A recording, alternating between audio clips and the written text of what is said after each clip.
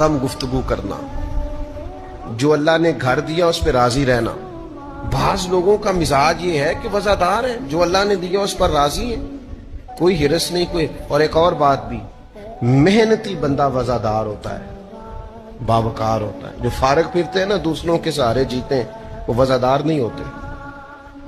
محنت کرنے والا، مشقت کرنے والا آدمی وہ باوقار ہوتا ہے۔ آپ یہ انداز دیکھیے نا، نبی کریم صلی اللہ تعالی علیہ وسلم ہمیشہ سادہ لباس پہنتے تھے، سادہ غذا کھاتے تھے، زمین پر بیٹھنا پسند کرتے تھے، معاف کرنا سرکار کا مبارک طریقہ تھا، لیکن وقار اتنا زیادہ تھا کہ صحابہ فرماتے ہیں کہ روب اتنا تھا سرکار کا کہ جو اچانک دیکھتا تھا نا وہ مرعوب ہو جاتا تھا، اس پر روب طاری ہو جاتا۔ لوگ اچانک دیکھتے تو کانپنے لگتے۔